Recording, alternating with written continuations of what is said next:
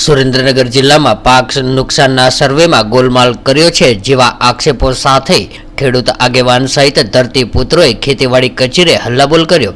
સુરેન્દ્રનગર જિલ્લામાં અતિવૃષ્ટિના કારણે ખેડૂતોના ખેતરમાં થયેલા નુકસાન અંગે પાક નુકસાનીની સહાય આપવા સરકાર દ્વારા તાજેતરમાં સર્વે કરવામાં આવ્યો હતો, પરંતુ આ સર્વેમાં ગોલમાલ થયો હોવાના આક્ષેપ સાથે સુરેન્દ્રનગર જિલ્લા ખેતીવાડી અધિકારીની કચેરી ખાતે ખેડૂતોએ સહાયના નામે ચેકના ફોટા સાથે વિરોધ નોંધાવ્યો હતો।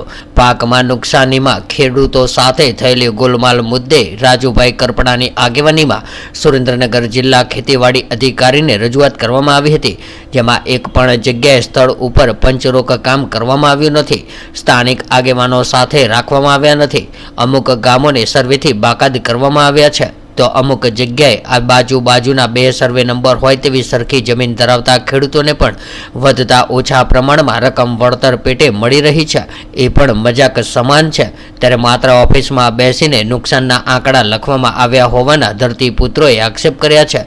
જ્યાં થોડો ઓન સર્વે થયો ત્યાં પણ નુકસાનીના આંકડા જાણી જોઈને બદલવામાં આવ્યા છે, ત્યારે જેના પુરાવા સાથે જ આજરોજ રજૂઆત કરવામાં આવી હતી। સાથે જ જે ખેડૂતોને મજાક સમાન વળતર મળેલું છે તે ખેડૂતોએ કૃષિ મંત્રીના ખાતામાં આ રકમ પરત આપવા માટે પણ ચેક પણ જિલ્લા ખેતીવાડી અધિકારીને આપ્યા હતા। ત્યારે આ તકે સરપંચો સહિત બહોળી સંખ્યામાં ખેડૂતો અને સરપંચો ઉપસ્થિત રહ્યા હતા। કઈ રીતે વિરોધ કર્યો? ચાલુ વર્ષે ચોમાસુ સિઝનમાં ખેડૂતોને અતિવૃષ્ટિ અને કમોસમી વરસાદનો સામનો કરવો પડ્યો। જુલાઈ મહિનાના વરસાદે ખેડૂતોને નુકસાન પહોંચાડ્યું। ઓગસ્ટ મહિનાનો અતિભારે વરસાદ પડ્યો, જેના કારણે બી ખેડૂતોએ નુકસાન પહોંચ્યું છે। જે રડ્યો ખેડો થોડોક પણ પાક બચેલો હતો એ સપ્ટેમ્બર મહિનાના કમોસમી વરસાદે ખેડૂતોના પાકને સદંતર નિષ્ફળ બનાવ્યો।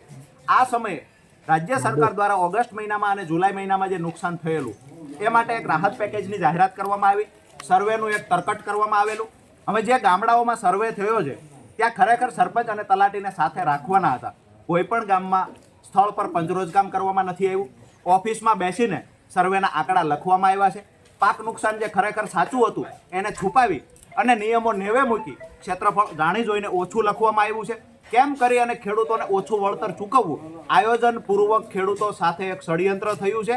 આજરોજ અમે જ્યારે જિલ્લા ખેતીવાડી અધિકારીને આ મુદ્દે રજૂઆતો કરી કે 2 હેક્ટર કરતાં વધારે જમીન ધરાવતા ખેડૂત હોય જેને 33%થી વધારે નુકસાન છે, તો માત્ર ને માત્ર 5,000, 7,000, 8,000 જેવી નજીવી રકમ શા માટે જમા થઈ? અમુક ગામ એવા છે આખા ગામને એક સમાન રકમ મળી છે, અમુક ગામ એવા છે માત્ર ગામની અંદર 8 ખેડૂતને સહાય મળી છે।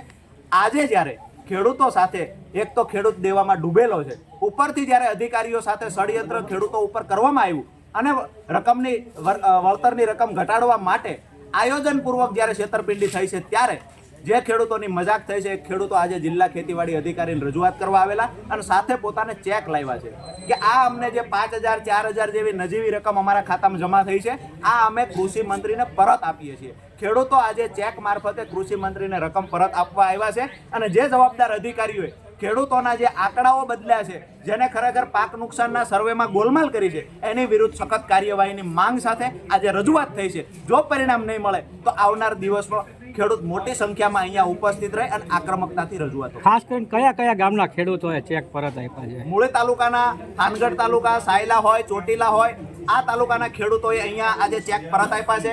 એમાં રાણીપાટના તો ખેડૂત એવા છે જેને માત્ર 3500થી આસપાસ જ રકમ મળી છે। એ ખેડૂતોએ મોટી માત્રામાં ત્યાંથી ખેડૂતો ઉપસ્થિત રહ્યા અને પોતે જે વળતર મળ્યું છે એ રકમના સ્ક્રીનશોટ સાથે, બેંકની ડિટેલ સાથે, પોતાની સહી વાળો ચેક આજે અહીંયા જિલ્લા ખેતીવાડી અધિકારીને આપ્યો છે।